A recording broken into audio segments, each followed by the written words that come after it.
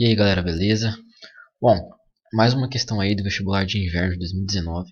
Essa questão, na minha opinião, pelo que foi dado pela banca aí, né, pela CVU, gabarito provisório pelo menos, ela cabe um recurso, né? Conversei com mais dois amigos meus, né? Abraço pro Lucas Barzotto e pro Matheus Osmarin. Mas vamos ler aí e conforme a gente vai andando, vamos comentando essa questão aí. Então a gente tem um circuito elétrico aqui. Ele fala que a força eletromotriz 1 é maior que zero, a força eletromotriz 2 é maior que zero. Essas são duas pilhas, elas têm resistências internas maior que 0,1 e R2 maior que zero também. E elas representam, e R maiúsculo representa a resistência de um resistor. Percorrendo-se a malha ACDB no sentido anti-horário e a malha CDFE no sentido horário, conclui-se que então ele fez esse sistema de equações aí. Esse sistema de equações ele montou pela lei das tensões de Kirchhoff, né? Ou a famosa chamada também, muito comum, eles chamarem de lei das malhas, em que I1 é a corrente elétrica que passa por R1 e 2 é a corrente elétrica que passa por R2. Em relação a esse circuito, a esse sistema de equações, assinale que for correto. Aí ele fala que não é possível encontrar o circuito formado por uma única malha que seja equivalente a todos os aspectos do circuito dado. Essa questão é falsa, né? Por quê? Porque existe sim uma maneira de reduzir uma única malha combinando os geradores nessas pilhas em paralelo e suas respectivas resistências internas. Se a gente coloca esses geradores aí com forças eletromotrizes iguais e em nenhum momento ele deu a restrição de que os dois tinham que ser diferentes, né? A gente tem aqui então, né, uma nova configuração em que essa força eletromotriz equivalente nada mais é do que igual às duas. Então a gente está fazendo um caso igual, né, um caso particular em que as duas forças eletromotrizes do circuito de antes, que era esse circuito aqui, então esse 1 e esse 2 agora são iguais. A gente está fazendo com que eles sejam iguais, ele em nenhum momento deu essa restrição. E essa resistência equivalente aqui seria a combinação paralela, né, das duas resistências internas das duas pilhas anteriores. Combinando esses geradores em paralelo, a gente conseguia chegar nessa associação. E também esse gabarito estaria errado, porque existe um teorema, né, em circuitos. Claro que provavelmente o vestibulando não ia saber disso, mas o teorema de Thevenin, né, possibilita com que nós possamos reduzir essa rede para uma malha só, né, sem problema nenhum. Então o teorema de Thevenin ele vai trabalhar com uma resistência, que a gente chama de resistência de Thevenin, e uma tensão de Thevenin, e aqui entre os terminais A e B a gente coloca a resistência que é de nosso interesse aqui, né. No caso, para esse caso, nós teríamos uma tensão de Thevenin que seria dado por isso, né.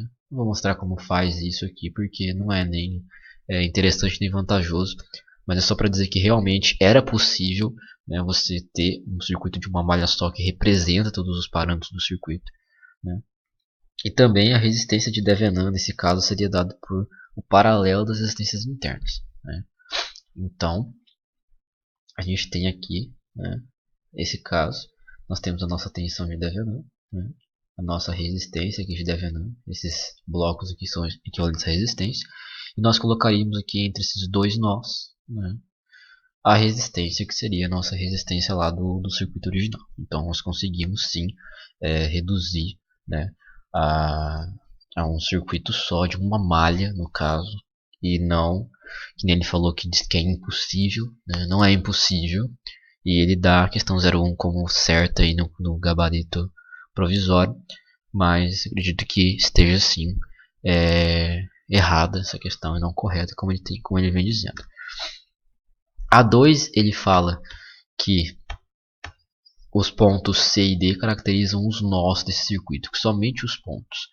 Na minha opinião aqui tem uma pegadinha aqui, né? Óbvio que ele fez uma pegadinha. Aí o cara vai olhar para a questão, fazer A, C, E, né, B, D e F. Então não são só C e D que caracterizam os nós.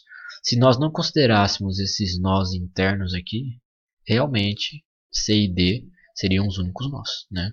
Se ele tivesse colocado isso aqui como uma caixa preta de repente, pode ser que sim, né? O problema nesse caso, né, é exatamente a questão que não existem só os nós C e D nesse caso, né? Já que ele colocou o circuito aqui, se a gente olha para o circuito, se isso aqui não for uma caixa preta, existem esses nós que são as conexões aqui, né, entre esses dois elementos, né? O elemento que é a força eletromotriz e a resistência interna. Então os nós C e D não somente eles caracterizam os nós do circuito. Tá? Então essa questão também é falsa. E o gabarito provisório também está dando ela como correta. Mas na minha opinião ela é falsa, né? Exatamente por conta desse fator que eu acabei de mencionar, né? Já que o nó, a definição do nó da topologia de circuito, ele é um ponto de interconexão entre dois ou mais elementos de um circuito, que no caso a gente costuma chamar de ramos também, né? Beleza. A 04, né? A 04 é verdadeira. A 04 ele fala lá, né, que a lei das malhas está relacionada com o princípio da conservação de energia. Isso é verdade. A lei das malhas, ou lei das tensões de Kirchhoff, como ela é mais formalmente chamada, ela está relacionada sim ao princípio da conservação de energia. Tá? Então até agora a 01 é errada, a 02 também é errada e a 04 é correta. Tá? Aí a 08 ele fala assim: utilizando a regra de Cramer, conclui-se que I1 e I2 são isso aí. Se você sabe um pouquinho de regra de Cramer, um pouquinho de determinante, você conseguiria resolver isso aqui tranquilamente, sem precisar fazer nenhuma conta. Tá? Você consegue ver que ele fez uma inversão, né, aqui nas regras de Cramer. Meio que bagunçou aqui o negócio. Ele inverteu a posição das matrizes. Se a gente fosse ter a regra de Cramer, né, a regra de Cramer seria isso aqui, né? Você pegaria lá a sua matriz dos coeficientes, você sempre pegaria o determinante dela aqui embaixo, né? Então nossa matriz dos coeficientes é essa: R mais R1, R, R e R mais R2. Aí aqui em cima você pega e substitui pela matriz resposta, né? Que no caso é I1 e E2, se a gente voltar no nosso sistema linear, né? Nosso sistema linear era esse aqui, né? Então percebe que a matriz dos coeficientes são exatamente quem está aqui. R mais R1, o R que está acompanhando o I1 e aqui o R mais R2. Né? A matriz resposta, entre aspas, é essa matriz aqui. Então, ele inverteu a posição das matrizes. Na verdade, essa matriz teria que vir para cá e essa vir para cá. E a mesma coisa aqui desse lado. Né? Essa matriz teria que vir para baixo e essa matriz vir para cima. Aí você teria a resposta correta. Então, a 08 está errada. Ok? Não está correta, porque a regra de Cramer não funciona assim do jeito que ele falou. Beleza. A 16, então, ele fala assim na 16, né? Ele dá sobre uma anotação aí sobre uma nota sobre o seu sistema linear, e ele fala assim que o sistema de equações dado, né, ele é sempre possível e determinado, independentemente dos valores de E1, E2, R1, R2 e R que satisfazem as condições expostas no comando da questão. Para a gente analisar isso, é simples. A gente pega a matriz dos coeficientes novamente. Né? Nossa matriz dos coeficientes é essa. R mais R1, R, R e R mais R2. E, a fim de determinar se o sistema vai ser sempre SPD, ou seja, um sistema sempre possível e determinado, nós pegamos e forçamos ele a ser igual a zero. Porque a gente sabe que quando o determinante da matriz dos coeficientes, né, do sistema linear é igual a zero, o sistema vai ser possível indeterminado ou ainda impossível. Né? Então a gente calcula esse determinante, né? Faz essa multiplicação dos polinômios aqui, a gente acaba chegando, né, nisso daqui. Se a gente força esse determinante igual a zero, a gente chega nesse resultado aqui.